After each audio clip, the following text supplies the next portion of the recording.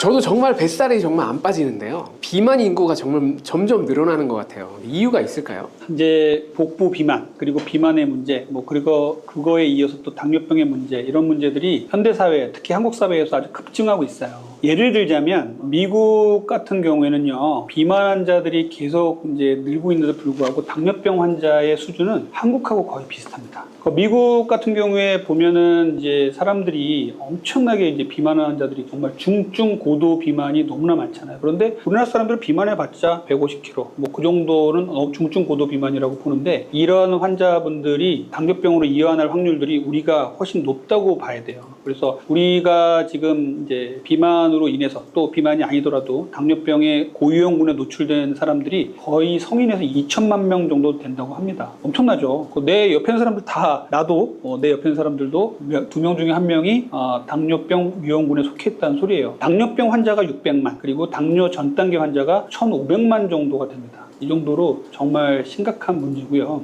비만의 문제가 최근 들어서 더 심각해지는데, 최근에 나온 이제 비만 학회에서 나온 자료에 의하면요, 비만이 전반적으로 급증하고 있고, 우리의 예상치가 있었는데 예상치를 뛰어넘어서 천장을 뚫어버렸어요. 예상치를 넘어서 이제 비만율이 올라가고 있고, 특히 이제 젊은 남성들 비만이 정말 심각합니다. 30대, 40대 정도의 젊은 남성들이 우리 사회를 지탱하는 주축들이라고 할 수가 있는데, 이분들의 비만율이 엄청나게 높고요. 특히 복부 비만이 엄청나게 높고요. 여성들을 보니까, 여성들은 그래도 관리를 좀 해서 젊을 땐 좀 괜찮은데, 폐경기가 지난 이후에 60대 정도 지나면서 여성들의 복부 비만이 또 아주 심각한 거로 알려져 있어요. 그러면 현대 사회로 와서 왜 이렇게 비만이 걱정을 했을까 한번 고민을 해볼 필요가 있습니다. 첫 번째는 이제 먹는 게 너무 풍부해졌죠. 예전에 우리는 굶기를 밥 먹듯이 하고 이런 이제 삶을 우리 근대까지 살았었잖아요. 그런데 이제 산업혁명, 농업혁명을 지나고 우리나라가 급속도로 산업화되면서 이렇게 먹는 것이 너무 풍부해졌죠. 먹는 것이 풍부해지면서 각종 산업에서는 단맛을, 정제된 탄수화물을 끌어올려서, 아주 극강의 단맛을 끌어올려서 소비자들의 입맛을 자극하는 이런 음식 풍토가 너무나 많아졌습니다. 최근에 이제 우리 TV나 언론 같은 데서 나오는 음식물을 만드는 풍토도 좀 많이 걱정되는데요. 음식물을 맛을 좋게 하려면 설탕을 넣어라, 이런 것들이 많이 나오면서 탕후루, 마라탕, 그리고 이렇게 음식물을 만드는데 설탕을 많이 넣는 풍토가 정말 문제예요. 서구에서 오래 살다가 들어오신 분들이 한국 음식을 맛보고는 너무 달다, 모든 음식에 설탕이 들어간 것 같다, 이런 분들 많이 계시거든요. 저도 예전에는 설탕이 들어간 음식들을 많이 먹었지만, 이렇게 공부를 하면서 설탕이 많은 음식들을 많이 줄였어요. 그랬더니 최근에는요, 흔히 먹는 이런 음료들이나 단맛이 나는 것들을 먹으면 음식이 너무 자극적이고 달아서 못 먹겠다, 이런 정도로 우리나라 음식들이 달거든요. 이것이 좀 저는 문제라고 생각하고요. 그리고 운동의 부족도 문제죠. 우리가 이제 산업화되고 도시화되고 우리가 고도로 산업화되면서 우리가 움직임을 할 수 있는 것들이 많이 줄어들었잖아요. 사무직이 많아지고 하루 종일 의자에 앉아있고 운동할 시간은 별로 없고, 집에 들어오면은 가만히 누워서 TV 보다가 잠이 들고, 이런 풍토가 많아지면서 혈당을 올라가게 하는 우리의 자세, 우리의 활동력, 이런 것들이 문제가 많이 되고 있습니다. 의자병이라고 얘기를 합니다. 의자왕이 걸리는 병은 아니고요. 의자병은 현대인들이 의자만 보면 찾아서 앉는 병을 의자병이라고 해요. 그래서 의자에 오래 앉아있으면요, 담배 피는 것보다도 나쁘다라는 연구가 나올 정도로 의자에 오래 앉아있는 것은 정말 안 좋거든요. 우리 현대의 산업 풍토와 우리의 삶과 여러 가지 문제들이 우리를 비만으로 이끌고, 특히 복부 비만으로 이끈다고 저는 생각을 합니다. 다른 데는 말랐는데 배만 볼록 나온 분들이 있잖아요. 이런 분들은 전체적으로 비만인 사람들보다 괜찮은 건가요? 이런 분들을 주로 이제 마른 비만이라고 얘기를 해요. 마른 비만은 공식적인 통계는 아닌데요, 근육은 너무 적고 지방은 많은 이런 분들을 얘기를 해요. 이런 분들의 이제 인바디 검사를 해보면 어떤 문제가 있냐면, 겉보기에는 괜찮아요. 우리가 흔히 말하는 BMI라고 있죠. 키 몸무게만 딱 봤을 때는 별로 문제가 없어요. 그런데 근육은 너무 적고 지방이 많고 이런 분들이 너무 많단 말이에요. 이게 예전에는 이제 젊은 여성들 쪽에서만 좀 많았었어요. 이런 분들, 젊은 여성분들은 이제 먹는 거 다이어트를 늘상 하고 있고, 그리고 정제된 탄수화물 많이 먹고 운동을 안 하니까 그랬었는데, 요즘은요, 남성도 많고요. 그리고 폐경기 이후에 여성분들도 상당히 많아졌어요. 그래서 근육이 적고 지방이 많은데, 그 지방이 주로 내장 지방에 쌓여 있습니다. 그러면 어떻게 되냐면 우리 대사에 문제가 생길 수밖에 없어요. 근육은 혈당을 머금는 스펀지라고 말씀드렸죠. 근육이 있어야 우리 몸에 골격을 유지를 하고 우리 활동력 있게 운동을 하고 하는데, 근육이 적어지면요, 현재 젊은 층에서는 괜찮아요. 그런데 나이가 들잖아요. 그러면은요, 이렇게 근육이 적은 것들이 정말 심각한 문제로 나타납니다. 조금만 넘어져도 골절이 되고요. 병상에 누워있으면 또 근육이 빠지고 이게 악순환이 되는 거거든요. 그래서 허약 체질이 되고 그래서 이렇게 근육이 적으신 분들은 문제가 됩니다. 그 마른 비만의 가장 큰 문제는 뭐냐면요. 옷을 입어도 태가 잘 나요. 옷을 입었는데 허리가 꽉 끼고 막 옷도 안 맞고 그러면은 이제 전체적인 비만이거나 그러면 이제 자기가 문제를 알겠죠. 그런데 이 마른 비만 환자분들은요. 자기가 스스로 문제를 몰라요. 그리고 다른 사람도 지적을 안 합니다. 너 왜 이렇게 뚱뚱하냐 이런 얘기 안 한다는 말이에요. 그런데 검사를 해보면 근육은 너무 적고 지방은 너무 많고 그 지방이 내장 지방에 쌓여있어요. 최근 연구에 따르면요. 이렇게 마른 비만 환자분들이 오히려 대사질환에 더 노출이 되고 심혈관계 질환을 더 많이 갖고 있다는 연구도 있어요. 그래서 이렇게 내가 혹시 근육이 너무 적고 그래서 의심을 해서 인바디 검사를 해봤더니 근육이 너무 적다고 나왔다면 지금부터라도 근육을 늘리고 지방을 빼고 그 지방 중에서도 내장 지방을 빼는 이러한 생활 습관을 계속 가지고 가셔야 됩니다.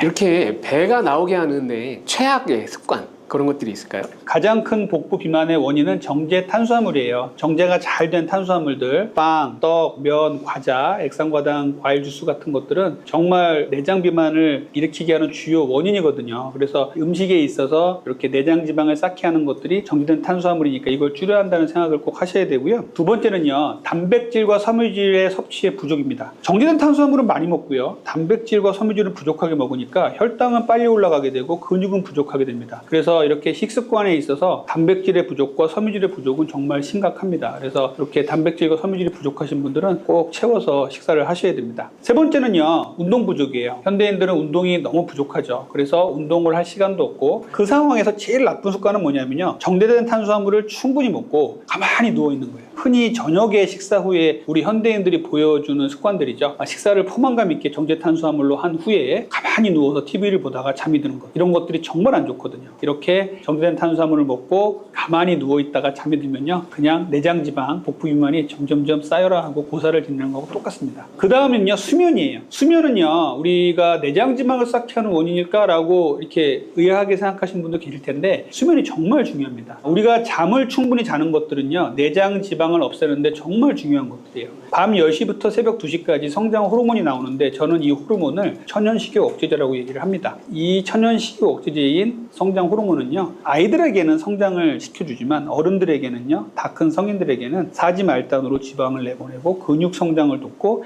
식욕을 조절하는 호르몬들을 싹 정리를 해줘요. 그래서 밤에 숙면을 잘 취해야 이 성장 호르몬이 잘 나오고 그리고 잠을 못 자면은요. 우리 몸에서 코티졸이라는 스트레스 호르몬이 나와요. 이 스트레스 호르몬이 내장 지방을 쌓게 하는 주요 원인이에요. 숙면을 취하는 게 중요합니다. 마지막으로 가장 현대인들이 뱃살을 찌게 하는 원인 중에 하나는요. 스트레스예요. 현대인들에게 스트레스는요. 피할 수 없는 것이죠. 그런데 이 스트레스가 쌓이면 쌓일수록 내장 지방은 증가할 수밖에 없습니다. 자, 스트레스는요. 인류가 진화에 와서 생존할 수 있게 만드는 정말 중요한 것이었어요. 그래서 진화 과정에서 스트레스는 정말 중요한 것이었고 우리가 이 내장 지방을 쌓게 하는 스트레스 호르몬이 나와서 내장 지방을 쌓게 하는 것이 우리의 생존에 유리했단 말이에요. 그런데 현대 사회에서는 그렇게 뭐 동물에게 쫓기거나 기아에 시달리거나 추위에 시달리지 않는데도 우리의 스트레스 호르몬은 똑같은 기전으로 내장 지방을 쌓고 있습니다. 이게 이제 코티졸의 기전인데요. 그래서 스트레스를 받으면 받을수록 내장 지방이 쌓입니다. 우리가 현대 사회에서 스트레스를 완전히 피할 수는 없지만 스스로 혼자만의 스트레스 관리 방법이라든지 명상이라든지 종교 활동, 취미 활동을 통해서 자기 스트레스를 잘 관리를 하셔야 이 내장 지방을 안 쌓게 할 수가 있습니다. 식사 후에 디저트를 먹는 문화가 발전을 하고 있는 것 같은데요. 이것만은 꼭 피해라. 절대 먹으면 안 된다. 이런 디저트가 있을까요? 식사 후에 이거를 먹는 것이 정말 다이어트에 안 좋다라고 말씀드리는 것 중에 1번은요. 저는 아이스크림이라고 생각해요. 자, 방송인 서경석은요. 아이스크림을 매일 먹고 잤더니 살이 찌더라 이렇게 증언을 한 바가 있어요. 지금은 이제 다 다이어트에 성공하셨지만 그만큼 비만과 다이어트 건강에 아이스크림이 안 좋습니다. 저는 아이스크림을요. 정제된 탄수화물 외에는 영양소가 거의 안 들어갔다고 봐요. 유지방 조금 들어갔겠죠. 그 외에는 뭐가 들어가 있냐면요. 아이스크림은요. 착화제, 유화제, 색소 이런 것들이 주로 들어있어요. 정말 극단적으로 말씀하시는 분들은요. 아이스크림이야말로 어떤 화학공학의 최첨단을 걷는 음식이다라고 말씀할 정도예요. 그래서 아이스크림을 우리가 이제 더운 여름에 많이 찾게 되는데 아이스크림의 또 하나의 문제는 뭐냐면 우리가 단맛을 우리가 느낄 때 음식이 차가워지면요. 단맛을 덜 느낀다고 합니다. 그래서 단맛을 더 느끼게 하려면 더 많은 설탕을 집어 넣어야 되는 것이죠. 그래서 아이스크림을 먹고 혈당을 한번 재보세요. 그러면은 혈당 수준이 어마어마하게 올라가는 걸 볼 수가 수가 있습니다. 그래서 이렇게 아이스크림은요, 우리가 식후에 정말 당기게 만드는 음식이에요. 디저트로도 많이 나오죠. 밥을 먹고 나서 뭔가 입을 개운하게 한다는 이러한 이유로 먹고 있는데 정말 저는 추천하지 않습니다. 그래서 식후에는 절대 아이스크림 같은 것들은 먹지 않았으면 좋겠어요. 자, 두 번째는요, 감자튀김이에요. 자, 햄버거 집에 가면은 햄버거와 콜라를 시키고서 꼭 감자튀김을 같이 먹죠. 이 감자튀김을 같이 먹는 것은 정말 안 좋은 습관입니다. 감자가 상당히 독특합니다. 감자는 그냥 쪄서 먹으면 상당히 좋은 음식이거든요. 생으로 먹어도 좋고 쪄서 먹어도 좋은데 이렇게 튀겨서 먹잖아요. 감자튀김을 튀겨서 먹으면요, 트랜스지방이 엄청나게 올라갑니다. 그리고 또 하나 제가 강조하는 것 중에 당 독소라는 게 있어요. 당 독소라는 게 물 없이 고온에서 튀긴 음식에 상당히 많거든요. 이 당 독소가 감자튀김에서 엄청나게 올라가요. 그래서 이 감자튀김을 먹는 사람들이 대사질환도 상당히 많고 비만도 상당히 많습니다. 감자튀김 먹는 거 정말 주의하셔야 되거든요. 그래서 다른 어떤 음식보다도 감자튀김을 추가적으로 먹는 것들은 정말 피해 주셨으면 좋겠어요. 세 번째 제가 정말 피하라고 말씀드리는 건 주스예요. 과일을 먹는 것은 그렇게 나쁜 게 아니에요. 과일 중에서도 이제 단맛이 당도가 덜하는 과일은요, 건강에 정말 도움이 됩니다. 전체적인 과일로 봤을 때 과일은요, 천연 항산화제이자 비타민의 보고고 저는 항암제 효과까지 있다고도 말씀드리는데, 문제는 이 단맛이 강한 과일을 갈아서 그것도 착즙으로 내서 먹게 되면 어떻게 되냐면요, 섬유질이 다 파괴되고 하나도 안 들어오게 되면요, 혈당 수준을 높여서 혈당 스파이크를 만드는 경우도 있고요, 우리 몸에 당의 중독을 만드는 경우도 상당히 높습니다. 여러분들 느껴보신 분들 계시겠지만 무더운 여름에 이렇게 주스를 먹었더니 정신이 반짝하는 경우 있을 거예요. 이게 왜 그러냐면 탈수도 해결을 해주지만 혈당을 아주 많이 올려주기 때문이거든요. 그래서 이렇게 주스를 먹는 것은 좋은 영양분들을 다 파괴시키고 오히려 설탕물을 먹는 것과 같다라고 극단적으로 말씀하시는 분도 계세요. 그러니까 이렇게 주스 먹는 것도 피해 주셨으면 좋겠습니다. 그렇다면 식사 후에 디저트를 먹으면 오히려 도움이 될 수 있는 그런 것도 있나요? 저는 식사 후에 디저트를 먹어서 도움이 될 수 있는 것보다는 식사 후에는 아무것도 안 먹었으면 좋겠습니다.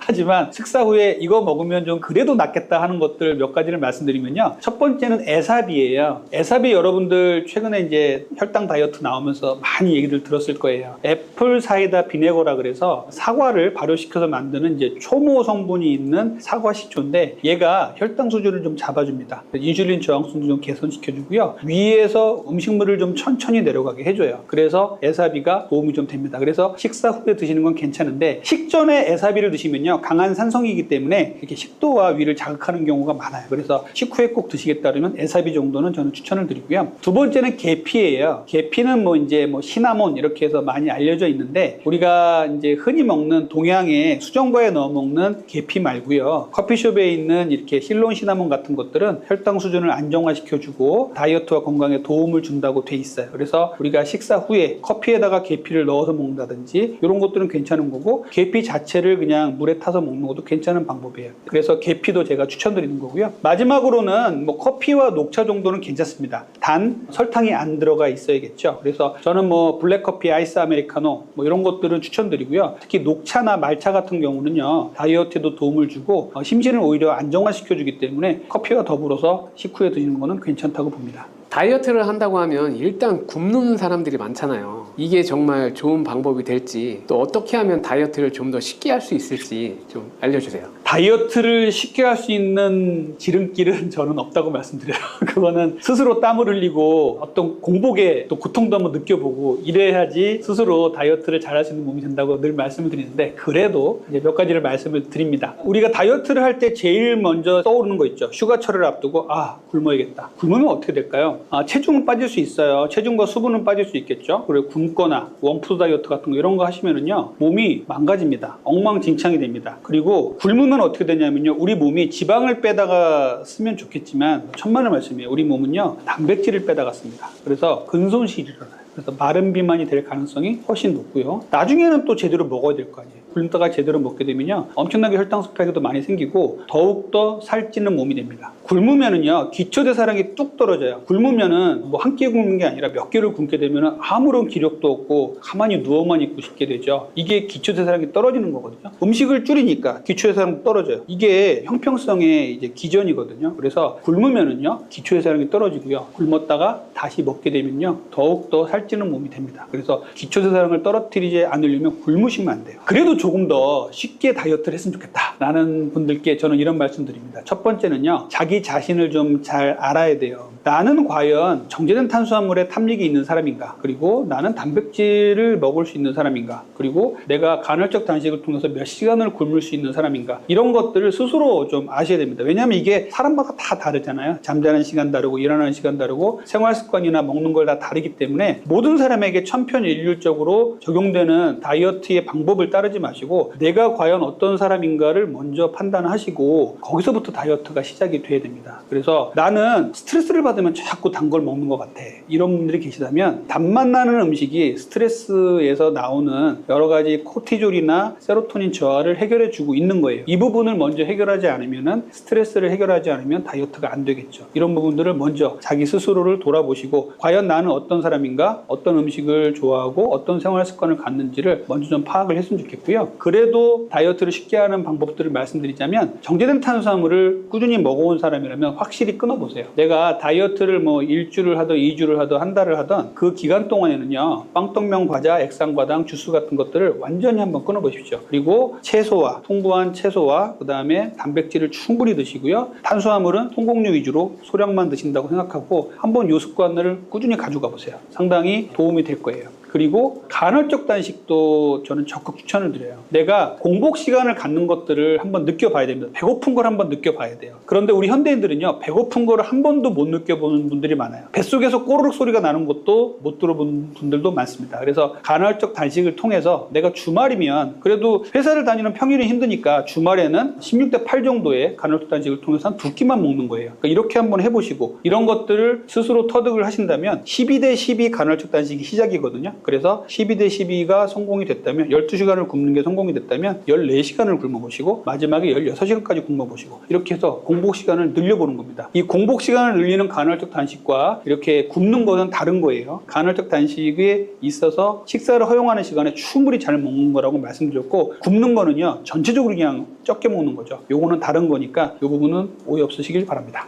일상생활에서 혈당 관리를 해야 되는 이유에는 어떤 것이 있을까요? 혈당에 대한 관심들이 상당히 높죠. 요즘 젊으신 분들도 혈당을 측정하시고 생활하시는 분도 많이 계시고 혈당을 재는 게 의미가 없다 이런 분도 계시고 그래서 좀 혼란스러우실 텐데요. 먼저 혈당과 다이어트에 대해서 좀 간단하게 설명을 드릴게요. 크게 현재로서 다이어트와 비만을 설명할 때 크게 세 가지 모델이 있다고 얘기를 해요. 첫 번째 모델은 칼로리 모델이에요. 칼로리를 과도하게 먹으면 살이 찐다. 두 번째 모델은요 혈당 모델입니다. 혈당 인슐린 모델이라고 얘기를 하죠. 당 성분을 많이 먹으면 인슐린이 나와서 지방을 추적한다. 이게 두 번째 이론이고요. 세 번째는요. 장내 미생물 이론이에요. 장내 미생물들이 비만을 일으킨다. 이런 건데요. 세 가지가 다 중요하고요. 칼로리가 중요한 이제 시대가 있었죠. 그래서 칼로리를 적게 먹어서 살을 빼야 된다라는 이론이 있었는데 칼로리만 또 주장해서는 안 된다. 이런 이론들이 이제 최근에 많이 나오고 있습니다. 칼로리를 또 너무 무시해서는 안 되는데 이 혈당의 문제를 파악을 하고 알고 있어야 한다고 생각해요. 왜 그러냐면요. 최근 현대 사회에서는요. 이 혈당의 문제가 심각해질 수 있는 음식물, 생활 습관들이 너무나 많아졌습니다. 우리가 예전에는 이렇게 많은 당 성분을 먹고 살았던 역사가 없어요. 수렵 채집 생활을 지나가면서 우리 구석기 시대하고 똑같다고 하잖아요. 수렵 채집 생활에서 정착을 하면서 농경사회로 넘어갔는데 농경사회에서도 우리가 생각을 해보면 조상들이 꿈이었던 이밥에 소고기 국처럼 탄수화물을 많이 먹는 게 꿈이었단 말이에요. 이런 시절이 있었는데 밥을 먹는다는 것, 정제된 탄수화물을 먹는다는 게 너무나 쉬워졌죠. 이런 탄수화물이 도처에 넘쳐나는 게 문제란 말입니다. 산업혁명과 농업혁명을 거치면서 이런 정제된 탄수화물을 대량으로 생산할 수 있는 기술이 열렸고 기업들은 이윤을 추구하기 위해서 정제된 탄수화물들을 어떻게 하면 더 맛있게 소비자들을 더 많이 끌고 들어와서 먹게 하느냐 기업 이윤 추구의 도구가 돼버렸어요. 그래서 혈당의 문제가 그만큼 심각해진 거고요. 혈당이 올라가면 왜 살이 찌느냐에 대해서 말씀드리겠습니다. 탄수화물을 먹으면요 이것이 바로 에너지로 쓰여지는 게 아니에요. 소화관에서 흡수가 되죠. 그러면 소화관에서 혈관으로 포도당의 형태로 포도당이 올라가야 돼요.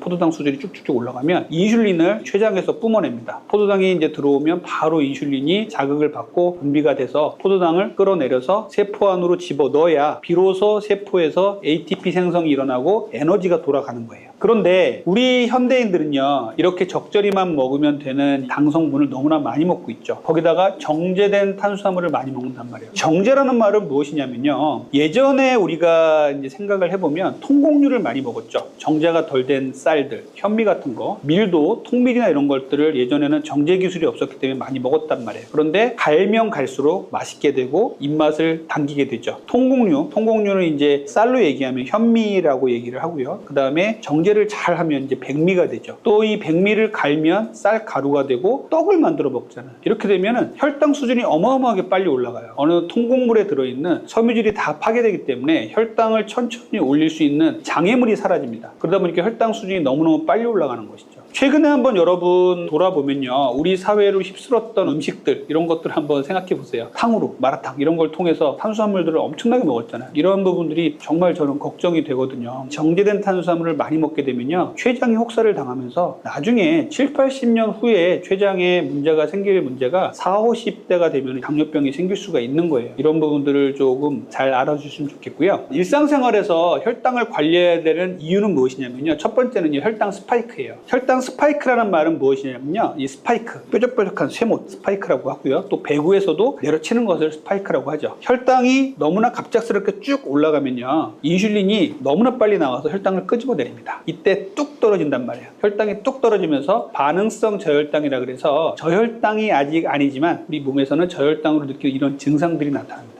혈당 스파이크가 자주 생기는 것은 우리 몸에 좋지가 않아요. 혈당 스파이크를 막아야 되는 이유가 바로 혈당을 잘 관리해야 되는 이유가 되고요. 두 번째는요, 탄수화물은 중독이 됩니다. 지방 중독, 단백질 중독은 없는데 탄수화물은 중독이 됩니다. 거의 마약과 같은 중독이 된다, 이런 얘기를 할 정도로 정말 심각해졌어요. 탄수화물이 무슨 먹는 건데 마약이야, 이렇게 생각하시는 분들 계실 텐데요. 탄수화물 중독에 빠진 분들을 진료실에서 자주 보는데요, 탄수화물 중독에서 헤어나는 건 정말 힘듭니다. 그렇기 때문에 혈당 관리를 잘 해야 되는 거고요. 세 번째는요, 이렇게 반응성 저혈당이 생길 때 우리는 급격한 배고픔을 느껴요. 혈당이 뚝 떨어진단 말이에요. 그러면 급격한 배고픔을 느끼면서 갑작스럽게 음식물을 막 찾게 됩니다. 그럴 때 우리 주변에 쉽게 찾을 수 있는 것이 결국은 정제된 탄수화물이에요. 빵, 떡, 면 이런 것도 되겠죠. 이런 것들로 배를 채우기 때문에 이런 반응성 저혈당으로 인한 폭식이 건강과 다이어트를 망칠 수 있기 때문에 혈당을 잘 관리를 해야 되는 것이에요. 그렇다면 혈당을 조절하는데 도움이 되는 식단에는 어떤 것이 있을까요? 혈당을 조절하는데 제일 중요한 건요, 정제된 탄수화물을 끊는 겁니다. 정제라는 말은 앞에서 말씀드렸듯이 잘 갈아냈다는 뜻이고요. 이것을 만든 것이 빵, 떡, 면, 과자, 그리고 액상과당 이런 것들도 있고요. 과일을 주스나 즙으로 만든 것도 다 정제 탄수화물이에요. 이런 것들을 끊는 게 1번인데 정말 힘들어요. 이런 것들을 먹는 게 낙인 분들이 계세요. 이런 것들을 먹어야 정신이 번쩍 나고 에너지가 생긴다고 생각하시는데 절대 아니거든요. 정제된 탄수화물의 중독이 되어 있기 때문에 그런 것이에요. 그래서 정제된 탄수화물을 끊는 게 생활습관의 1번이고요. 두 번째는요, 단백질이에요. 정제된 탄수화물을 먹지 않는 대신에 빈자리를 단백질로 채우십시오. 아주 양질의 단백질을 잘 드셔야 돼요. 현대인들은요, 단백질의 음식물 섭취량이 많이 부족합니다. 닭가슴살이라든지 계란, 수육의 고기 부분, 생선의 흰살 이런 것도 정말 좋은 것들이거든요. 그리고 또 식물성 단백질도 있죠. 콩류라든지 아몬드, 시금치, 버섯 이런 것들도 좋은 단백질이에요. 잘 챙겨 드셔야 해요. 다이어트와 건강에 도움이 되었다는 연구들이 상당히 많습니다. 단백질을 잘 드셔주시고요. 세 번째는요, 섬유질이에요. 섬유질이 무슨 혈당하고 연관이 돼 이렇게 생각할 수도 있는데요, 섬유질은요, 혈당과 아주 긴밀한 연관이 있어요. 정제된 탄수화물 설명을 드릴 때 탄수화물류를 정제를 할 때 섬유질이 파괴된다고 말씀드렸죠. 섬유질이 파괴되니까 혈당이 빨리 올라가는 겁니다. 섬유질을 같이 먹으면 혈당이 천천히 올라갑니다. 그래서 정제된 탄수화물이 안 좋고 통곡류가 좋은 거예요. 정제된 탄수화물을 드실 때도 탄수화물 전에 미리 섬유질을 먹는다면 혈당 수준이 천천히 올라갑니다. 이렇게 섬유질은요, 혈당 상승을 막아주는 완충작용을 한다고 말씀드립니다. 두 번째는 장내에 들어가서 유익균의 먹이가 돼서 다이어트와 건강에 도움이 많이 될 수가 있어요. 섬유질 먹는 것도 중요하다고 말씀드려요. 그 다음은요, 거꾸로 식사법 이렇게 얘기들을 많이 하시는데요, 식사 순서에 대한 얘기예요. 이렇게 먹나 저렇게 먹나 위에 들어가면 다 섞여서 똑같은데 무슨 차이가 있냐 이렇게 말씀하시는데 그렇지가 않습니다. 탄수화물을 먼저 먹은 그룹과요, 단백질, 지방, 채소를 먼저 먹은 그룹과 비교를 하면요, 혈당 수준이 차이가 많이 나요. 식사를 하실 때는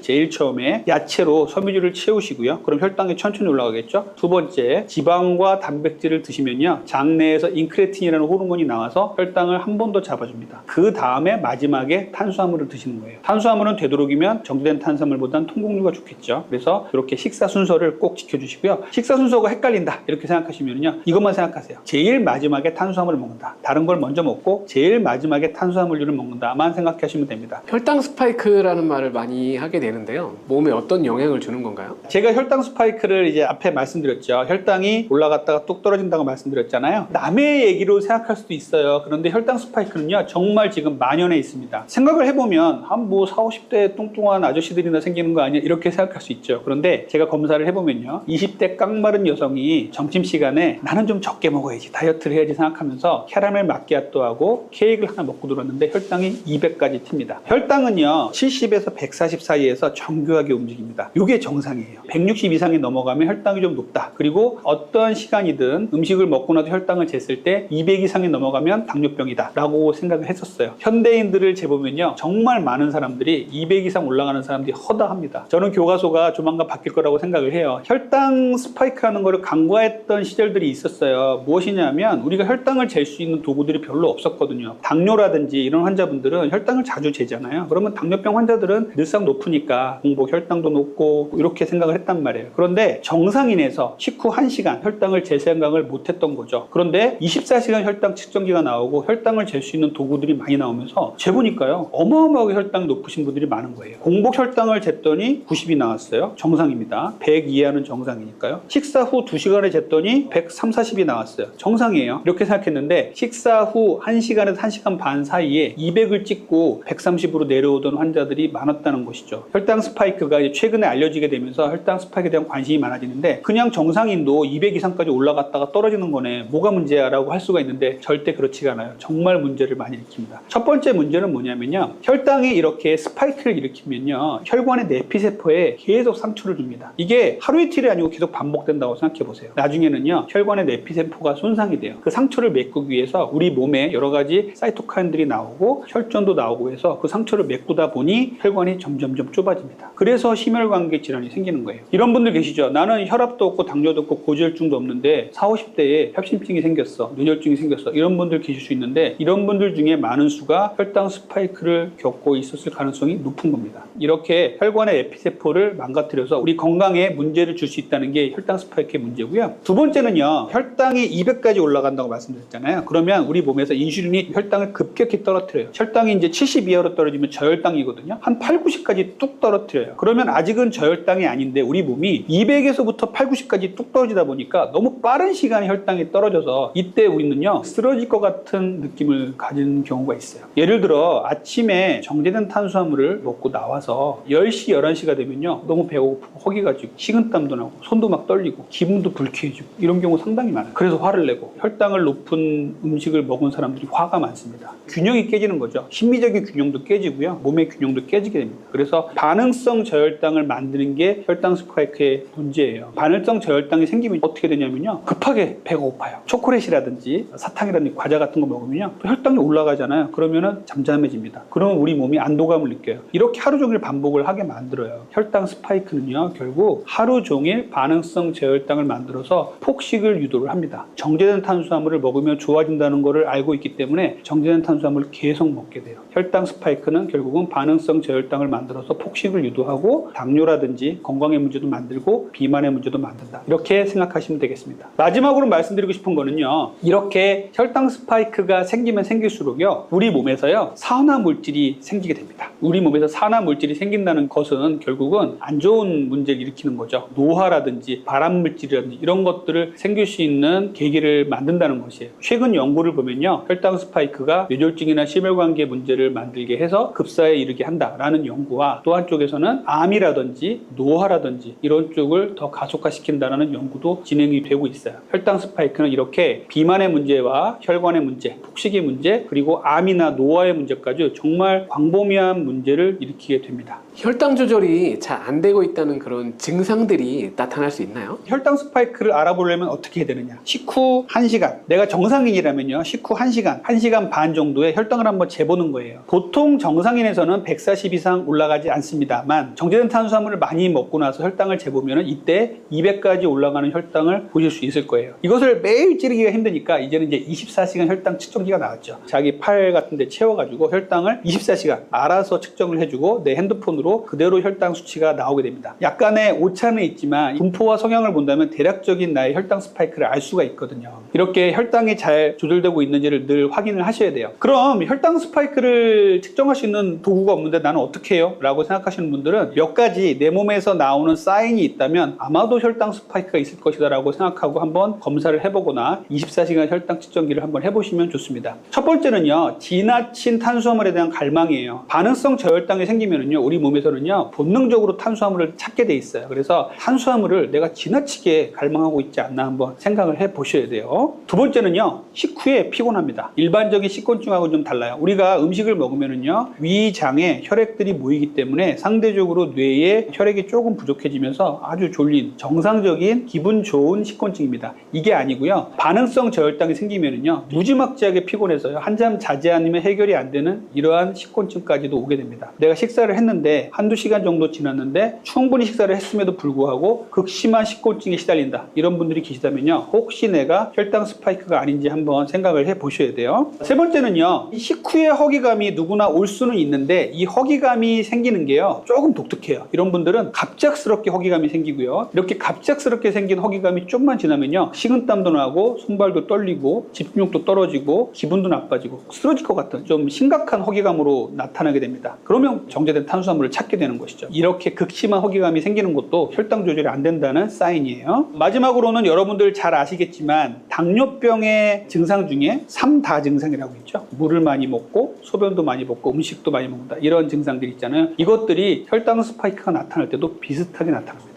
갈증도 더 많이 느끼게 되고요, 소변도 많이 보고, 이런 분들도 계실 수 있어요. 그래서 내가 검진을 했는데 당뇨병은 아니라고 나왔는데 자꾸 이런 부분이 반복된다 그러면 혈당 스파이크가 아닌지 병의원에 가셔서 검사를 해보시거나 스스로 혈당을 측정해보고 24시간 혈당 측정기를 한번 측정해보는 것도 권유를 드립니다. 그렇다면 건강검진을 잘하면 혈당 관리를 잘하고 있는지 알 수 있나요? 일부는 알 수 있습니다만 정확하게 알기는 좀 힘든 게 사실입니다. 왜냐하면요, 우리가 건강검진을 하면 주로 보는 도구들이 첫 번째 공복혈당을 보죠. 공복혈당이 100 이하가 정상입니다. 126 이상이 공복혈당에 나오면 이제 당뇨병이라고 얘기하고요, 100에서 126 사이에 있는 것을 당뇨 전 단계라고 얘기를 하거든요. 이렇게 이제 나오게 되는 말이에요. 또 당화혈색소라는 거를 잽니다. 3개월의 혈당의 평균이라고 보시면 돼요. 5.6 이하가 정상이고요, 그리고 6.5가 넘어가 버리면 이제 당뇨병 환자예요. 확진하는 도구로도 쓰이고 합니다. 이렇게 공복혈당과 당화혈색소만 측정을 해서 나는 혈당 스파이크가 없어, 내 혈당은 정상이야 라고 생각하시면 안 돼요. 혈당 스파이크가 계속 춤을 추고 있는 경우도 있단 말이죠. 제가 20대 깡마른 여성의 혈당 스파이크를 보면서 말씀을 드립니다. 건강검진에서는 혈당의 문제가 전혀 없었는데 이런 분들은 근육이 적기 때문에 혈당이 너무나 빨리 올라갔다 뚝 떨어지고 뚝 떨어지다 하다 보니까 평균을 구하는 당화혈색소에서는 안 나오는 거예요. 공복혈당도 괜찮으신 겁니다. 하지만 이 환자분들의 혈당 스파이크를 보는 것들은 중요해요. 현재의 혈당 스파이크를 잘 관리하는 것이 10년, 20년 뒤에 당뇨병으로 이행하는 것을 막을 수가 있거든요. 혈당 스파이크를 건강검진으로만 다 알 수 있는 건 아닙니다. 당뇨병 환자는요, 식후에 혈당이 제일 많이 올라가는 시간이 식후 2시간이에요. 그래서 우리는 늘 생각하고 있죠. 공복혈당과 식후 2시간이 중요하다. 이건 당뇨병 환자 얘기입니다. 정상인에서는요, 식후 1시간, 1시간 반의 혈당도 중요하다는 생각을 꼭 해주시고요. 앞에서 말씀드린 이런 혈당 스파이크의 증상이 의심이 되신다면 식후 1시간과 1시간 반 혈당도 재보시면 좋겠어요. 혈당을 급격하게 오르게 하는 나쁜 음식들은 어떤 것이 있을까요? 혈당을 급격히 오르는 음식은 여러분들 잘 아시는 정제된 탄수화물들입니다. 흔히 빵, 떡, 면, 과자, 액상과당, 그 다음에 잘 갈아낸 주스, 찻즙 주스, 이런 것들이 혈당을 아주 빠르게 올릴 수가 있어요. 이런 음식들 속에는 섬유질이 거의 없습니다. 그렇기 때문에 혈당을 잡아주시는 여력이 없는 거죠. 자꾸만 혈당을 빠르게 오르게 하는 것이거든요. 혈당을 이제 빠르게 올리는 이런 음식들을 제일 조심하셔야 되고요. 최근에 이제 초가공식품이라고 하죠. 원재료의 형태를 알 수 없게끔 막 가공을 해서 나온 것들이 당 성분이 아주 많이 들어가 있습니다. 현대사회에는요, 당 성분이 안 들어가면요, 팔리질 않아요. 어떤 음식이든 당을 자꾸 넣습니다. 특히 우리나라 음식들이 너무 달아요. 최근에 이제 뭐 음식 문화도 많이 바뀌고 해서 서양에서 살다가 들어오신 분들이 우리나라 음식을 맛보고서 모든 음식에 설탕이 들어간 것 같다, 이런 말씀을 하시는 분들 많이 계세요. 이런 정도로 우리 음식들이 너무나 많이 달아졌습니다. 이렇게 단 음식들을 피하는 것들이 중요하다고 봅니다.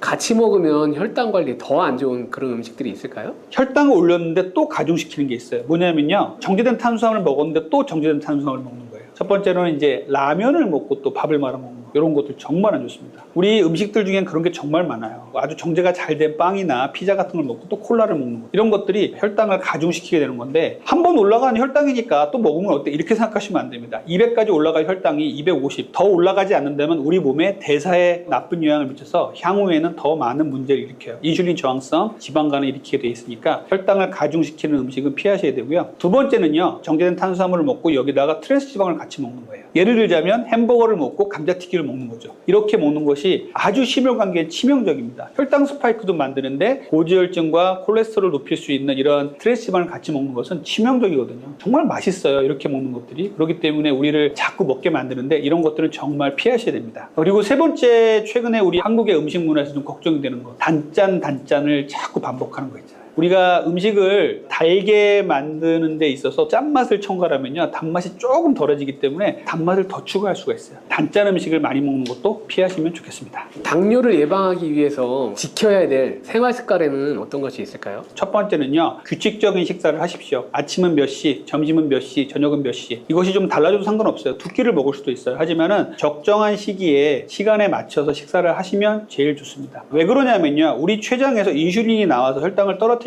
아침, 점심, 저녁을 같은 시간에 드시면요, 하루에 3번 정도 인슐린이 나와서 일을 하고 췌장은 쉬게 됩니다. 아무 때나 먹고 아무 때나 자고 자다가 깨어나서 음식을 먹고 이렇게 되면요, 췌장이 아무 때나 나와서 일을 하게 돼요. 췌장이 일을 많이 하고 혹사를 하게 되면요, 췌장은 고갈되는 조직이기 때문에 7, 80세까지 일을 열심히 해야 되는데 40, 50대에 나가 떨어집니다. 그때 당뇨가 오는 거예요. 규칙적인 식사를 하시는 게 제일 중요합니다. 두 번째는요, 말씀드렸던 정제된 탄수화물을 줄이셔야 돼요. 예전에는요, 단 거 많이 먹으면 당뇨 와요? 이렇게 간단하게 질문을 하면 단 거 먹는다고 당뇨 안 오죠? 이렇게 말씀을 드렸었는데 요즘은 제가 말이 바뀌었어요. 정제된 탄수화물을 계속 드시면요, 당뇨로 갑니다. 그리고 비만이 되면 당뇨로 갑니다 라고 말씀을 드리거든요. 단 거 먹으면 당뇨로 갑니다 라는 말이 맞을 것 같습니다. 세 번째는요, 여러분들 좀 간과하기 쉬운 건데요, 숙면이에요. 혈당 관리에 있어서 잠을 잘 자는 것만큼 중요한 게 없어요. 잠자는 시간 동안에는요, 우리 몸에서 여러 가지 호르몬들이 정리가 되는 시간이에요. 그런데 이 잠자는 시간에도 깨어 있으면요, 우리 몸에서 인슐린 저항성이 계속 생기기 시작합니다. 대사의 문제를 자꾸 일으키는 거죠. 밤 10시부터 새벽 2시까지 성장 호르몬이 나오는데요, 이 성장 호르몬은요, 식욕을 정리해주고 여러 가지 혈당과 관련된, 식욕과 관련된 호르몬들을 싹 정리를 해줍니다. 그래서 10시부터 새벽 2시까지를 포함해서 7시간 반 전후에 숙면을 취하셨으면 좋겠습니다. 네 번째는요, 운동이에요. 근육을 혈당을 머금는 스펀지라고 말씀을 드려요. 요즘에 50, 60대 여성분들 중에 아주 음식을 조절을 열심히 하고 있는데 당뇨 전 단계가 나와서 저한테 찾아오신 분들이 종종 계세요. 이런 분들 인바디 검사를 해보면요, 근육이 너무너무 부족해요. 이런 분들은 근육에서 혈당을 머금을 수 있는 능력이 떨어진 거예요. 근육을 늘리는 게 중요해요. 물론 이제 어르신들께 근육을 늘려라 하는 게 정말 어려운 일일 수 있는데 조금이라도 손실되지 않게 0.1kg라도 늘릴 수 있게 교육을 하고 있습니다. 그리고 근력 운동도 해주셔야 되고요, 유산소 운동도 해주셔야 돼요. 혈당을 올리는 음식을 먹었어요. 그러면은 혈당을 떨어뜨릴 수 있는 단 한 가지의 방법은요, 운동밖에 없습니다. 무조건 나가서 걸으세요. 걷기부터 시작해서 배가 안 아프시면 조금 더 빨리 걷고, 가능하시다면 유산소 운동, 근력 운동까지 하고 들어오시면 혈당이 올라가던 게 멈춰서 뚝 떨어집니다. 혈당을 관리하고 당뇨병을 예방하는 습관 중에서 운동을 해서 근육을 늘린다라는 것들도 중요하다고 말씀드리겠습니다. 요즘에 간헐적 단식이 유행인데 당뇨 예방에도 도움이 되나요? 간헐적 단식이 건강에 안 좋다, 건강을 나쁘게 한다, 이런 논문들도 몇 개 나왔어요. 그래서 찾아보니까 어떤 문제가 있었냐면요, 간헐적 단식을 하면서 식사를 허용하는 시간에 아무거나 막 먹겠어요. 그랬더니 환자분들의 혈당도 춤추고, 간헐적 단식이 끝나는 시간에 트랜스 지방을 먹었더니 트랜스 지방 흡수가 너무 잘 돼서 심혈관계 질환도 일으키고, 이런 연구 논문들이 좀 있습니다. 이렇게 생각해요. 간헐적 단식은 정말 현대인의 잘못된 습관들, 밤낮이 바뀌고 이런 현대인들의 나쁜 습관들을 바꿔줄 수 있는 좋은 방법이라고 생각하는데, 당뇨의 위험이 있는 분들한테도 중요하다고 말씀을 드려요. 내가 만약에 당뇨병 약을 먹지 않는 당뇨 위험군이라든지 아니면은 당뇨 전 단계 환자라면요, 간헐적 단식을 적극적으로 하십시오. 당뇨 전 단계가 정상으로 돌아오는 경우도 많이 봤습니다. 저 자신도 그랬고요. 그런데 주의하셔야 될 건요, 간헐적 단식이 좋으니까 당뇨병 환자가 혈당을 떨어뜨리는 약을 먹거나 인슐린을 맞고 있는데 간헐적 단식을 한다고 무리하게 공복 시간을 늘리다가는요, 저혈당이 올 수가 있어요. 이런 분들은 조심하셔야 되고요, 당뇨약을 드시거나 인슐린을 맞는 분들은요, 간헐적 단식을 안 하시는 게 좋아요. 하루 3끼 드시고 식사 후에 운동하시고 정제된 탄수화물이 없는 음식을 드시는 게 중요하다고 봅니다. 이렇게 당뇨병을 예방하기 위해서도 간헐적 단식은 중요하다라고 말씀을 드립니다.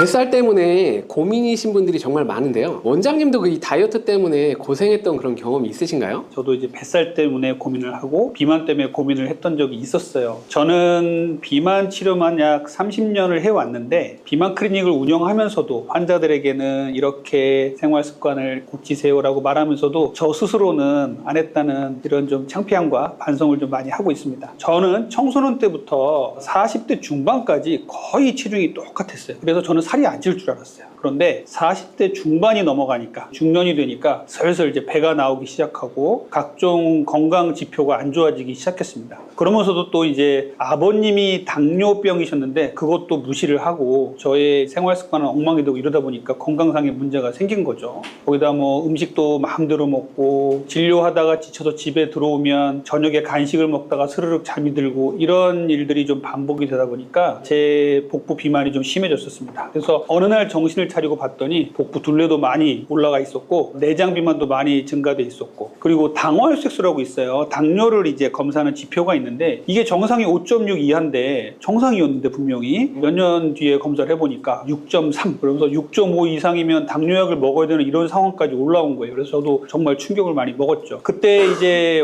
환자들에게 얘기를 했던 여러 가지 방법들을 저 나름대로 해봤는데도 불구하고 다이어트가 정말 쉽지가 않더라고요. 그래서 비만한 환자분들이 살을 뺀다는 게 얼마나 힘든 일인지를 저도 체험을 했습니다. 그래서 저 나름대로 정제된 탄수화물도 줄이고 간헐적 단식도 해보고 했는데 너무너무 힘들었어요. 초기에는 이제 먹는 거를 유일한 낙으로 살던 사람이 먹는 거를 안 먹으니까 정말 우울해지기까지 하더라고요. 이런 습관들을 하나하나 이제 개선을 하면서 저 나름대로 공부도 하고 체득한 습관들을 갖고서 저는 현재 이제 정상 체중을 유지하고 있고 또 내장 비만도 거의 정상 수준을 유지하고 있고 당화혈색소도 5.6 이하로 유지를 하고 있어요. 여러분들께 오늘 이러한 내용들을 말씀을 드리고 싶습니다. 다이어트 할 때 아침을 잘 먹어야 한다는 말이 있잖아요. 도대체 뭘 먹어야 되는 거예요? 아침 식사를 할 수도 있고 안 할 수도 있어요. 예전에는 아침을 꼭 먹어라 이런 분들도 많이 계셨는데 저는 뭐 아침을 먹는 건 좋지만 전혀 아침을 안 먹었던 분들에게 먹으라고 하는 것도 또 고역이거든요. 그래서 저는 아침을 말하기보다는 그날의 첫 끼 식사를 말씀을 드리고 싶어요. 그날의 첫 끼 식사를 어떻게 하느냐에 따라서 그날의 하루의 다이어트의 성패가 좌우가 되고요. 또 장기적으로 다이어트의 성패가 좌우가 됩니다. 그래서 아침 또는 그날의 첫 끼 식사는 어떤 습관을 가지셔야 되냐면요. 잠자리에서 일어나면 먼저 물 한 잔을 드세요. 그 물 한 잔은 미지근한 물이 좋겠죠. 너무 차가운 물을 드시면은요. 우리 몸의 교감신경을 자극시켜서 오히려 몸이 더 대사가 안 좋은 쪽으로 흘러가게 됩니다. 그래서 아침에는 탈수를 예방하고 약간의 포만감을 주기 위해서 아침에는 미지근한 물 한 잔을 드신다. 꼭 생각해 주시고요. 두 번째는요. 고형식을 드시라는 말씀을 드립니다. 고형식이라는 건요. 딱딱해서 입으로 씹을 수 있는 음식을 말하는 거예요. 물론 뭐 딱딱한 음식이 아니더라도 계란같이 부드러운 음식도 씹어서 먹으라는 말씀을 드리고 싶어요. 요즘에 우리 현대인들은요. 워낙 바쁘다 보니까 아침에 후루룩 먹고 나가는 음식들이 이런 산업들이 너무나 많이 발전이 되어 있습니다. 예를 들어 죽, 누룽지, 미숫가루 이런 것들 너무나 많죠. 최근에는 이제 오트밀이 좋다 그러니까 오트밀을 물에 타서 후루룩 먹고 나가는 음식들도 많이 나와 있는데요. 대부분 이렇게 목 넘김이 쉬운 음식을 유동식이라고 하는데 이런 유동식은요. 건강에 좋지 않습니다. 한 번, 두 번 먹는 건 괜찮아요. 아팠을 때 먹는 거는 뭐 괜찮습니다. 수술 후에 우리가 미음을 먹다가 죽을 먹다가 고형식으로 넘어가거든요. 이런 식으로 위장관계를 천천히 적응시킨다는 의미에서의 이런 유동식은 괜찮지만 매일매일 유동식을 편하다고 드시는 것들 이런 부분들 정말 주의하셔야 되거든요. 우리 할머니는 죽만 먹고 90세까지 사셨는데 무슨 말이냐 이런 말씀들 많이 이제 댓글에 달리는데 절대 그렇지 않습니다. 그것들은 정말 특수한 경우의 얘기고요. 일반적인 사람에게 죽, 미숫가루 같은 이런 것들을 목 넘김이 쉬운 음식을 계속 드시잖아요. 그러면 아침에 공복 혈당 스파이크가 엄청나게 생깁니다. 그래서 혈당이 정말 무시무시하게 올라갔다 뚝 떨어지고 이런 것들을 반복하게 돼요. 그래서 아침에는 반드시 고형식, 계란이라든지 샐러드라든지 이런 걸 통해서 우리가 꼭꼭 씹어서 먹는 음식들이 천천히 흡수가 되고 그래야 우리 몸의 혈당도 천천히 올리고요. 또 하나 중요한 건 우리 저작근을 이용해서 치아를 이용해서 이제 씹잖아요. 그렇게 되면은 뇌의 활성화를 시킵니다. 수험생이라든지 치매를 예방하고 싶으신 분들은요. 반드시 씹어 드시는 게 중요해요. 목 넘김이 쉬운 음식보다는 고용식 꼭꼭 씹어서 아침을 먹자라는 말씀을 두 번째로 드리고요. 세 번째는 단백질이에요. 아침에 단백질은 정말 중요해요. 많은 연구에서 아침에 정제된 탄수화물보다 계란이라든지 그릭 요거트라든지 단백질을 먹고 출근을 했더니 점심 저녁까지도 정제된 탄수화물을 적게 먹게 되고 그래서 다이어트에 성공했더라, 건강에 도움이 됐더라, 이런 연구들이 상당히 많습니다. 그래서 아침에 단백질은요, 계란이라든지 콩류라든지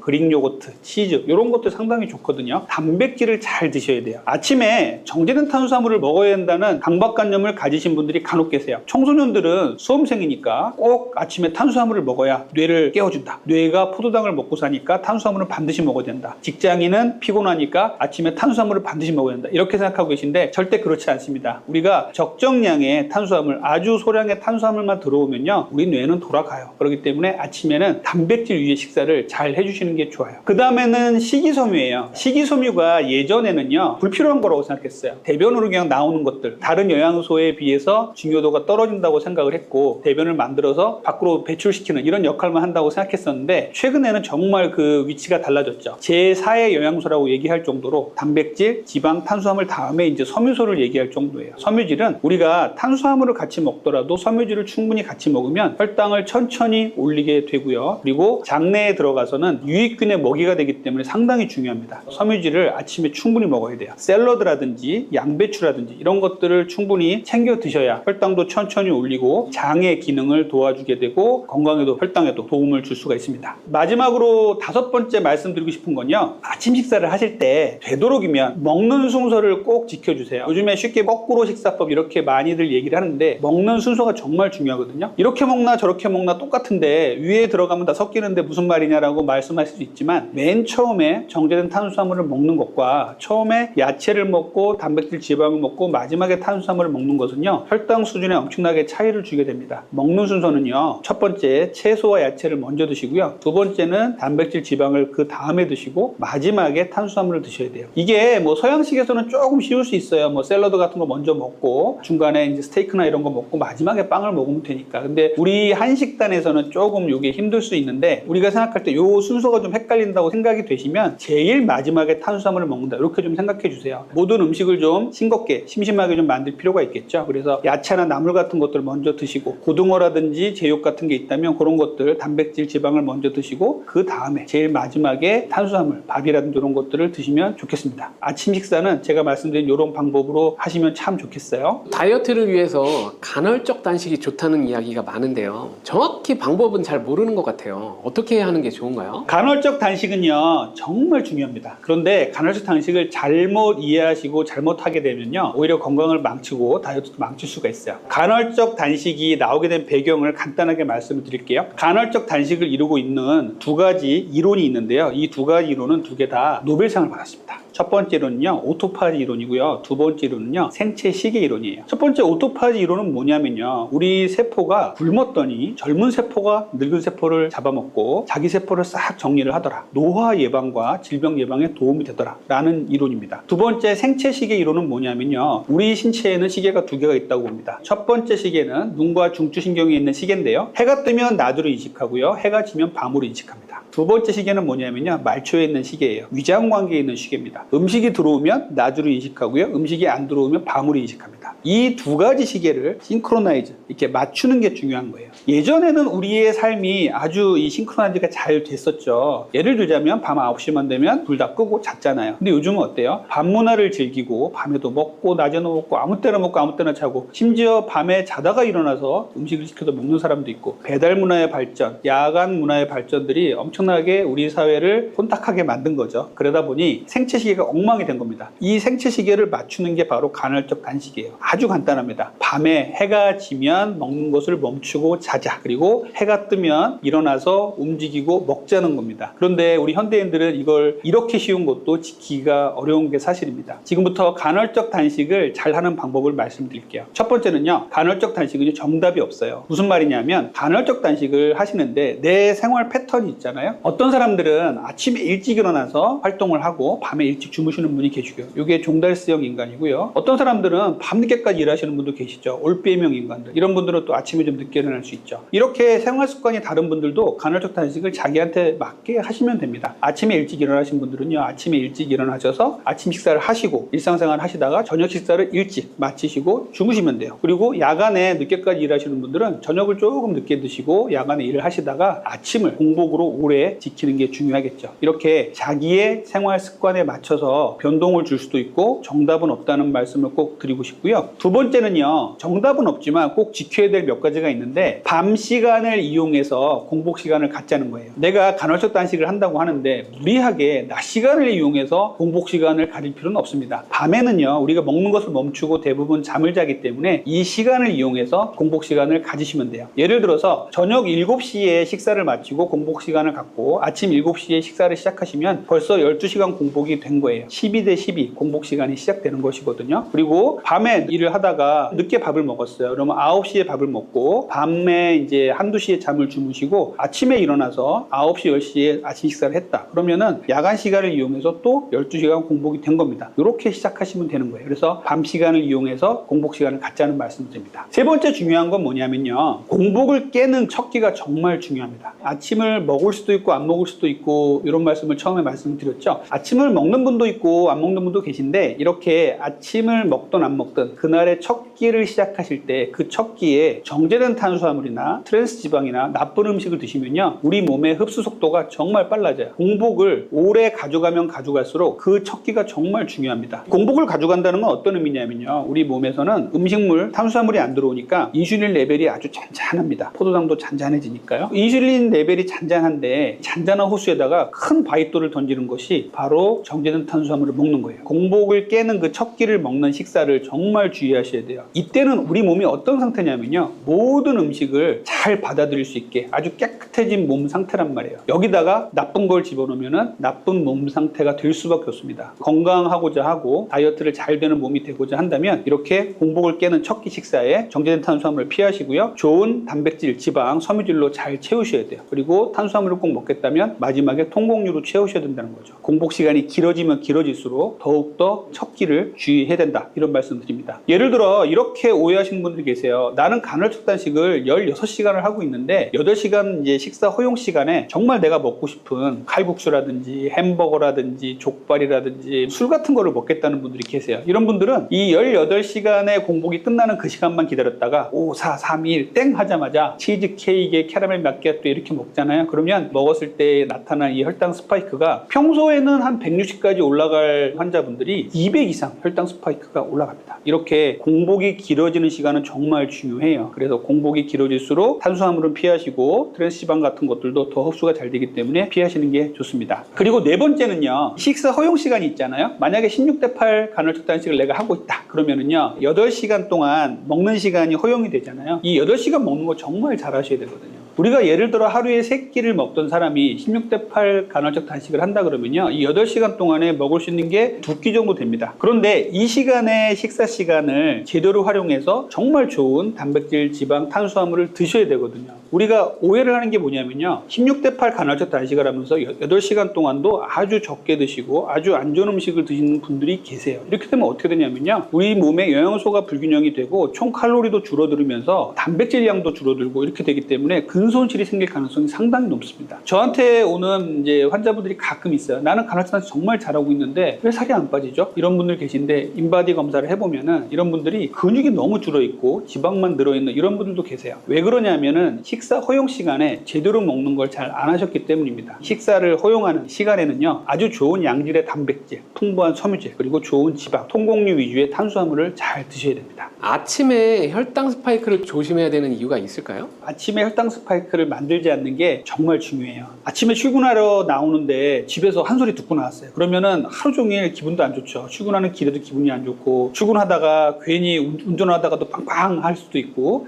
회사에 나와서 일을 하는데 상사가 뭐 시켰는데 짜증만 나고, 그러면은 또 일을 하다가 짜증이 나니까 밑에 사람한테 화를 내고, 이런 것들이 하루 종일 반복되잖아요. 화를 내는 것들이 계속 반복되잖아요. 똑같아요. 아침에 혈당 스파이크를 만들고 나오잖아요. 어떻게 되냐면요, 혈당이 쭉 올라갔다가 뚝 떨어져요. 우리가 떨어질 때 극심한 허기감을 느끼고 또 탄수화물을 찾습니다. 그럼 혈당이 또 올라가잖아요. 이렇게 혈당 스파이크는요, 아침에 만들면은 계속 반복하게 돼 있어요. 뾰족뾰족한 톱날 같다 라는 의미의 스파이크란 말을 쓰는 거예요. 스파이크란 말은 두 가지 의미가 있는데 뾰족뾰족한 쇠목 같다라는 의미하고 또 이렇게 혈당이 올라갔을 때 배구에서 스파이크를 내려치듯이 아주 빠르게 혈당을 떨어뜨린다는 이런 의미가 있다고 봐요. 그래서 아침에 혈당 스파이크를 안 만드는 건요, 하루 종일 혈당을 안정화시키는 습관이 될 수가 있는 거예요. 예를 들어 아침에 내가 계란과 그릭 요거트 그리고 낫또 같은 걸 먹고 나왔다 그러면 혈당이 얼마나 올라가냐면요, 120, 30 올라가다 말아요. 그러면은 하루 종일 혈당 수준이 안정화가 됩니다. 그러면 혈당 스파이크가 생기지 않고 아주 부드럽게 혈당이 하루 종일 안정화되는 것이죠. 이렇게 아침을 혈당 스파이크로 만드는 사람과 아침을 혈당 스파이크를 만들지 않는 사람은요, 이 습관이 몇 년 가게 되면요, 건강과 다이어트라는 부분에서 정말 달라지게 됩니다. 그래서 아침에 혈당 스파이크를 만들지 않는 습관이 정말 중요합니다. 다이어트 한다고 아침을 거르는 분들이 많은 것 같아요. 그렇게 되면 어떻게 되는 거죠? 내가 다이어트를 하겠다 이렇게 생각하면 제일 먼저 하는 생각이 굶어야겠다 이렇게 생각하시는 분들 많이 계세요. 주로 아침에 굶는 분들이 많이 계시죠. 우리가 음식을 거르게 되면 어떻게 우리 몸에서 반응이 생기냐면요, 생각하기에는 우리 몸에 지방을 태울 것 같잖아요. 근데 그렇지가 않습니다. 우리 몸에서는요, 근육을 먼저 빼다가 써요. 그래서 이렇게 아침을 계속 굶게 되면요, 근손실이 생길 수밖에 없어요. 아침을 계속 굶는 분도 계시죠. 습관상 아침에 뭔가 못 먹겠다 이런 분들은요, 점심 저녁에 잘 드시게 되면 근손실이 나타나진 않습니다만, 전체적으로 다이어트를 한다고 칼로리량과 영양분 양을 줄였는데 아침마저 굶어버리면요, 우리 몸에서 거꾸로 지방을 태우는 게 아니라 근육을 태울 수가 있고 마른 비만을 더 만들 수가 있다는 말씀을 드립니다. 아침을 굶게 되고 공복 시간이 길면 길수록 앞에서 말씀드린 혈당 스파이크가 더 생길 수 있기 때문에 더 주의하셔야 돼요. 공복을 잘 지키는 것과 공복을 깨는 첫 끼를 먹는 것 중요하다고 말씀드렸죠. 아침을 먹을 수 있는 사람이라면 아침은 드시는 게 좋습니다. 하지만 내가 오랫동안 아침을 안 먹던 사람이 억지로 아침을 먹으라고 할 수는 없습니다. 그런 분들은 그날의 첫 끼 식사, 그게 11시가 됐든 1시가 됐든 그 첫 끼 식사 때 풍부한 단백질과 지방 잘 드셔야 됩니다. 아침을 먹을 때 정말 최악인 음식들이 있을 것 같은데 절대 먹으면 안 되는 음식이 있을까요? 아침이라는 시간은요, 우리 대사에서 상당히 독특한 시간이에요. 어떤 시간이냐면요, 자, 아침을 생각해봐요. 밤에는요, 음식을 안 먹고 잠을 자잖아요. 그러면은 탄수화물이 안 들어오니까 포도당 레벨이 잔잔합니다. 덩달아서 인슐린이 나올 필요가 없으니까 인슐린 레벨도 잔잔합니다. 그리고 밤에는요, 부교감신경이 우세가 되기 때문에 충분히 잠을 잘 수 있게 돼요. 그런데 아침에 잠을 깨려면요, 교감신경과 코티졸 레벨이 점점점 올라갑니다. 그래서 아침에 잠을 깨고 우리가 활동을 할 수 있게 되는 것이죠. 인슐린과 교감신경에 대한 문제를 꼭 생각을 해 주셔야 돼요. 그런데 이 인슐린과 교감신경을 아침에 갑작스럽게 폭증을 시킨다면 정말 건강과 다이어트에 안 좋겠죠. 그 문제를 일으키는 세 가지 음식이 있습니다. 첫 번째는 뭐냐면요, 찬 물이에요. 아침에 일어나서 물을 먹는 건 저는 좋은 습관이라고 생각해요. 그런데 잠을 깨운다고 아침에 찬물을 벌컥벌컥, 그것도 요즘같이 더울 때는 또 얼음물을 벌컥벌컥 드시는 건 정말 안 좋습니다. 이것은 우리 몸에 교감신경을 정말 깜짝 놀라게 만드는 거예요. 우리 몸이 잠에서 이제 깨어나는 시간이라고 말씀드렸잖아요. 이때 우리 몸이 어떤 상황이 되냐면요, 심박동수도 증가를 하고요, 혈압도 약간 올라가고요, 혈당도 약간 올라갑니다. 이 상태를 더 높게 만들어요. 그러면 우리 몸의 대사가 엉망이 되겠죠. 혈압도 많이 올라가고 혈당도 더 많이 올라갈 수가 있습니다. 물을 먹는 건 중요한데 미지근한 물을 드시는 게 제일 중요합니다. 그래서 미지근한 물을 300에서 500cc를 나눠서 먹는다 이렇게 생각하시면 좋고요. 아침에 물을 먹어야 우리 대사도 좋아지고 밤새 있었던 미세한 탈수도 좋아지게 됩니다. 두 번째는 커피예요. 아침에 잠을 깨운다고 커피를 벌컥벌컥 드시는 분들 많이 계세요. 그것도 일어나자마자. 이거 정말 안 좋습니다. 제가 말씀드렸죠. 아침에 교감신경과 인슐린을 자극하지 않는 게 중요하다고요. 그런데 아침에 일어나서 커피를 먹게 되면요, 찬물보다 더욱 강력한 교감신경 자극제가 됩니다. 아침에 커피를 먹으면 교감신경이 확 자극이 되면서 잠을 깨우죠. 현대인들은 매일매일 반복하시는 분들이 많이 계세요. 근데 이거 정말 안 돼요. 우리 위장관도요, 밤사이에 충분히 이제 음식물이 안 들어오니까 아주 깨끗해져 있는 상태인데 여기다가 공복에 커피를 퍼부으면요, 위식도 다 망가집니다. 아침에 일어나자마자 공복에 커피 먹는 습관은 절대 하시면 안 돼요. 식사 후에 드시는 건 그래도 괜찮아요. 근데 아침에는 되도록이면 커피를 안 드시는 게 좋습니다. 커피는 교감신경 흥분제예요. 커피 먹으면 어떻게 돼요? 가슴도 빨리 뛰고 입도 마르고 정신도 번쩍 깨잖아요. 이게 교감신경을 자극해서 억지로 깨우는 거거든요. 공복에 커피를 드시는 분들 정말 주의하셔야 돼요. 요즘같이 더울 때 아침에 일어나자마자 커피를 내려서 얼음과 같이 먹게 되면 어떻게 될까요? 더욱더 교감신경을 이중으로 자극을 하게 됩니다. 그러면 우리 몸의 대사와 건강에 상당히 안 좋을 수 있습니다. 이 부분 꼭 기억해 주시고요. 마지막으로는요, 정제된 탄수화물이에요. 저 어렸을 때는 TV를 보면서 외국인들이 바삭 바삭한 흰빵에다가 딸기잼을 발라서 오렌지 주스하고 같이 먹는 거 보면 야, 저렇게 사는 거 정말 건강하고 행복한 삶이겠다라고 생각을 했었는데 절대 그렇지가 않습니다. 아침에 식사를 정제된 탄수화물로 시작하는 거는 정말 안 좋아요. 말씀드렸죠. 공복 시간이 길어졌을 그 상태에 정제된 탄수화물을 드시면은요, 낮에 한 160 정도밖에 안 올라갈 혈당이 아침에 200 이상 올라갑니다. 이렇게 만들 필요가 없는 거죠. 근데 우리 현대인들은 이걸 매일매일 하고 있어요. 죽이라든지 시리얼이라든지 미숫가루 같은 것들 다 이렇게 혈당들을 많이 올리거든요. 특히 시리얼을 보면요, 시리얼이 건강에 좋다고 생각하시는 분들 많이 계신데 실제로 뭐 잘 만들어진 시리얼도 있다고 하는데 대중적인 시리얼들을 제가 다 먹고 혈당을 재봤는데요, 어마어마합니다. 정상인들도 200까지 혈당을 올라가게 만드는 것들을 많이 봤어요. 그래서 이렇게 아침에 혈당을 올리는 것들, 바삭한 흰빵에다가 딸기잼을 발라서 오렌지 주스하고 같이 먹는 것들, 그 다음에 시리얼을 우유에 섞어서 먹는 것들, 주스 같은 것을 갈아서, 또 어떤 경우에는 또 착즙을 해서 먹는 경우도 있는데 이런 경우 정말 안 좋거든요. 혈당을 너무너무 많이 올려요. 그래서 이렇게 아침에 정제된 탄수화물을 먹는 것, 빵, 떡, 면, 과자, 액상과당, 주스 같은 것들은 정말 피하시는 게 좋습니다. 불규칙적인 그런 식사를 하게 되면 몸이 어떻게 되는 거죠? 규칙적인 식사를 강조를 드리는데 우리 현대인들이 참 이 규칙적인 식사를 하실 수 있는 분들이 많지가 않은 것 같아요. 제가 환자분들을 상담하다 보면 식사의 불규칙한 부분들이 결국은 비만과 대사의 문제를 만드는 경우를 너무 많이 봤거든요. 그래서 이것들이 왜 그러냐 하면요, 우리가 하루 3끼를 먹는다고 가정을 했을 때 아침은 7시, 점심은 12시, 저녁은 6시 이렇게 먹는다고 가정을 하면요, 아침에 인슐린이 한 번 나와서 일을 하고 쉬고, 점심에 한 번 나와 쉬고, 이렇게 된단 말이에요. 하루에 3번 정도 인슐린이 나와서 일을 한단 말이에요. 인슐린은 이제 췌장에서 나옵니다. 자, 우리 췌장은요, 고갈되는 조직이에요. 우리 조직 중에는요, 쓰면 쓸수록 강화되는 조직도 있죠. 일부 뇌조직이라든지 또 근육 같은 경우도 그런데 췌장은요, 타고나거든요. 우리 췌장, 특히 한국인의 췌장은요, 작기로 유명해요. 서양인들과 같은 키를 가지고 있는데도 췌장이 작아요. 동양인들 사이에서도 한국인이 유독 작아요. 우리 조상들이 역사적으로 탄수화물 위주의 또 잘 못 먹고 삶을 살았기 때문에 유전적으로 이런 현상이 생겼다고 추측을 하는데요. 이런 작은 췌장을 갖고 있는 사람들이 불규칙한 식사를 한번 했다고 생각을 해보세요. 그러면은 아침에부터 저녁까지 췌장이 일을 계속하는 거예요. 아침을 먹고 나가서 췌장이 일을 했는데 점심 전에 간식을 또 먹어요. 또 췌장이 일을 해서 인슐린을 뿜어냅니다. 점심에 또 먹고 점심과 저녁 사이에 2-3번의 간식을 먹어요. 저녁에 또 술을 먹고 야식을 먹고 자요. 그러면 밤새도록 췌장이 쉬지를 못해요. 우리의 췌장이 7-80년 일을 할 능력을 갖고 태어난다고 한다면요, 이렇게 불규칙한 식사를 하시게 되면요, 40-50년 만에 췌장이 나가 떨어집니다. 이렇게 되면 결국은요, 당뇨병으로 진행을 하는 거예요. 췌장은 고갈되는 조직이기 때문에 규칙적으로 식사를 해서 췌장을 최대한 보호하는 식사를 하셔야 돼요. 규칙적으로 식사를 하시면은요, 하루에 몇 번 췌장이 나왔다가 쉬게 됩니다. 췌장을 쉴 시간을 주십시오. 이게 규칙적인 식사를 하시는 거예요. 그런데 불규칙한 식사를 하시게 되면요, 췌장이 쉬질 못하고 하루 종일 일을 하고요, 심지어는 밤새도록 일을 하게 됩니다. 그래서 췌장을 쉴 수 있게끔 규칙적인 식사를 하자, 이것을 말씀드리고 싶어요.